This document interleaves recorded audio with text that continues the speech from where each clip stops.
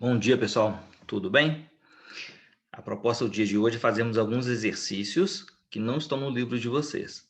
Então, a estratégia vai ser a seguinte: em cada slide que eu passar, vocês vão dar um pause no vídeo, vão ler o enunciado, ou pode até esperar que eu o leia, e depois vão tentar fazer esse exercício. Assim que terminar, vão e assistam o vídeo, ok?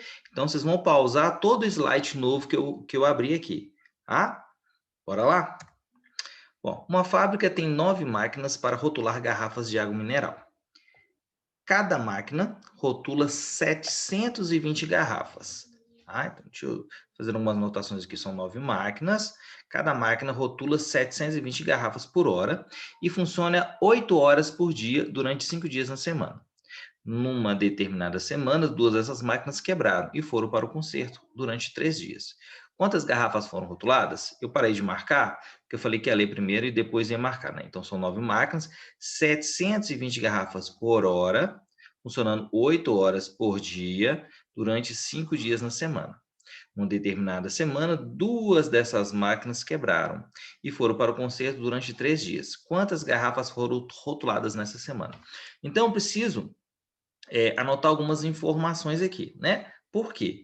Porque se não tivesse esse problema de 2 máquinas terem sido quebradas, eu poderia pegar 9 máquinas, multiplica por 720 garrafas por hora, vezes 8 horas por dia, vezes 5 dias na semana. Mas houve esse período em que algumas máquinas estavam quebradas, tá? Então, eu tenho essa informação que durante 3 dias, apenas 7 máquinas continuaram a operar, porque 2 quebram, né? São 9 no total. Então, durante 3 dias isso vai acontecer. E durante 2 dias, tá? Eu vou ter as 9 máquinas operando normalmente, ok? Então, ó, espero que você tenha pausado o vídeo e agora tentando fazer, beleza? Eu vou dar continuidade aqui. Bom, então, gente, olha só. Basta pegar o número de dias, multiplicar pela quantidade de horas que tem num dia, vezes o número de máquinas que tem naquele dia e vezes o número de garrafas. Eu tinha falado com vocês na ordem seguinte, né? 720 vezes 8 vezes 5, faltou falar vezes 9, né? Aqui ele começou em ordem é, aleatória aqui. Então, em 3 dias, 7 máquinas funcionam. Tá? Em 2 dias, 9 máquinas funcionam, porque 3 dias as máquinas foram quebradas. O restante dos dados são iguais para as duas, tá? Cada uma dessas máquinas vai trabalhar 8 horas por dia e vai produzir 720 garrafas por hora. Então, por isso que eu tenho que fazer todo esse produto. Resolvendo aqui, eu vou ter no primeiro parênteses 120.960 garrafas. Aqui no segundo dia eu vou ter 103.680. E somando vai dar 224.640 garrafas rotuladas. Ok? Bom, vamos para a próxima questão. Observe o termômetro e escreva as medidas de temperatura em graus Celsius, que cada um está marcado. Então, a proposta aqui é analisar a figura e tentar adivinhar a temperatura. Tá? Então, dê um pause, tente fazer. Eu, no meu caso, já vou fazer direto. Letra A. Aqui, eu estou aqui, ó, se a gente perceber o padrão, ó, 22, 23, 24, 25, 26, 27. Então, seria 27 graus Celsius, tá? Letra B, aqui está na parte positiva. Agora, na letra B, já está na parte negativa. Aqui é menos 2, então aqui é metade é menos 1. Então, ficou 0, menos 1, menos 2, menos 3, menos 4. Então, a resposta é menos 4 graus Celsius. Aqui, eu estou na parte negativa. Observe que, ó, 14, menos 13, menos 12, menos 11, menos 10, menos 9. Então, a letra C, menos 9 graus Celsius. E aqui na letra D, eu estou uma unidade acima do zero. Uma unidade acima do zero é 1.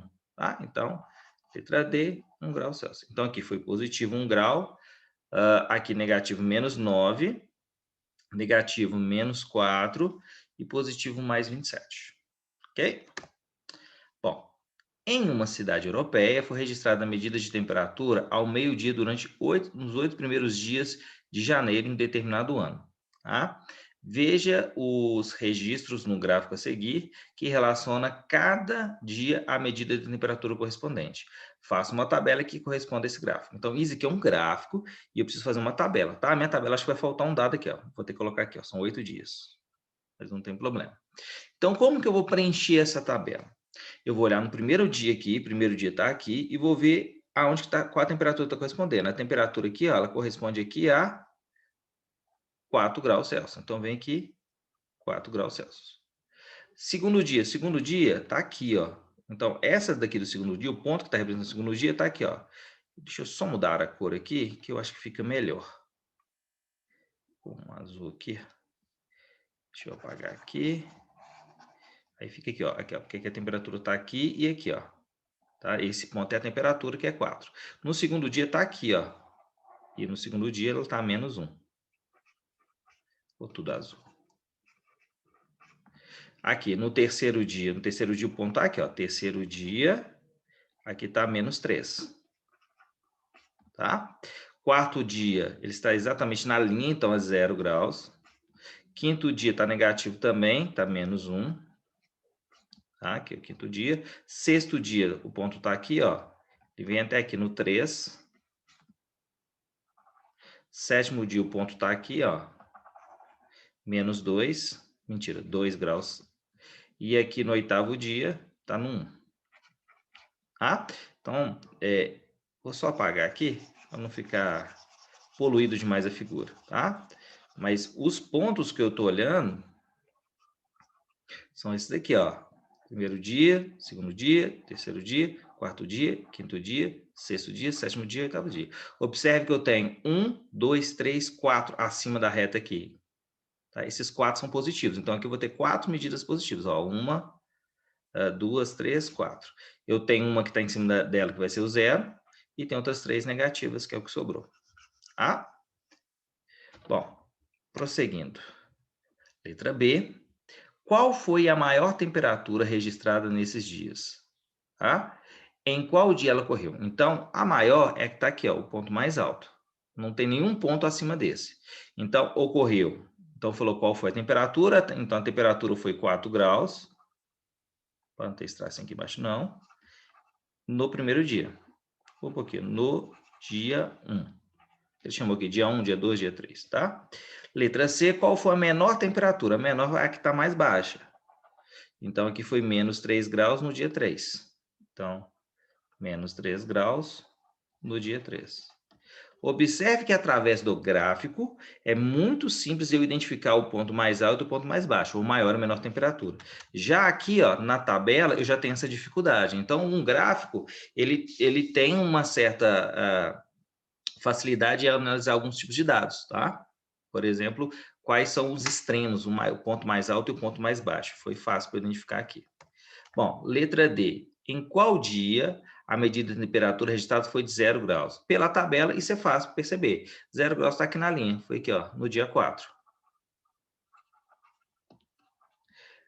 Qual foi a medida de temperatura registrada no dia 2? Então, dia 2, está aqui, a temperatura foi -1. Ou esses dados eu podia extrair também da tabela facilmente, ok?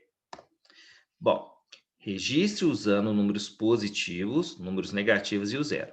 Uma altitude que mede 60 metros acima do nível do mar. Se é acima do nível do mar, é mais 60. Então, era para colocar assim, ó, mais 60 metros. Só isso. Tá? A medida de altitude ao nível do mar. Ao nível do mar, a gente pode colocar 0 metros. Uma altitude que mede 45 metros abaixo do nível do mar. Se é abaixo do nível do mar, é negativo. Então, menos 45 metros. Um depósito de R$100. Então, é mais R$100. Uma retirada de 80. Retirada é menos, tá? Menos R$80. Um depósito de 50, seguido de uma retirada de 70. Então, seria um depósito mais 50, seguido de uma retirada de 70. Ok? Aqui só está pedindo para registrar, mas aqui dá para a gente ter uma noção de qual seria o resultado aqui, né? Eu estou depositando menos do que eu tenho. Então, somente nessas duas movimentações, seria um valor resultante aqui de -20, tá? Mas eu não vou colocar isso não, porque ele está só pedindo para representar. Mesmo porque eu não sei quanto tem na conta da pessoa, se a pessoa tiver muito dinheiro, mesmo ela tirando mais do que depositou, a conta dela não fica negativa, né? Bom, considere o conjunto dos números inteiros e escreva o antecessor do zero. Bom, antecessor é o número inteiro que está à esquerda de um número que você tem como referência. Então, por exemplo, na hora que eu imagino aqui a reta numérica, e aí eu imagino que, por exemplo, o zero aqui, quem está à sua direita é 1, quem está à sua esquerda é menos 1. Esse é o sucessor, esse é o antecessor. Nesse caso, eu quero antecessor, então a resposta vai ser menos 1, tá? É o que está à esquerda. Sucessor de 25. Então, imagina a reta numérica, imagina o 25, 25 está aqui, a sua direita é o 26 e a sua esquerda é o 24. O sucessor que está à direita, ou imediatamente à sua direita, tá? Considerando números inteiros. Não esqueçam disso. O antecessor de 22, posso imaginar a reta numérica. Se o 22 estiver aqui, eu tenho 23 aqui, eu tenho 21 aqui, o que é o antecessor e que é a esquerda, então. O sucessor de 3, acho que não precisa mais representar na reta, né? É o que está à sua direita, no caso 4. O sucessor de 270 é o que está à sua direita, 271. E o antecessor de 195 é 194, tá? Aqui, com exceção do primeiro, todos os resultados foram positivos. Bom, escreva os números inteiros representados pelos pontos A, B e C em cada reta.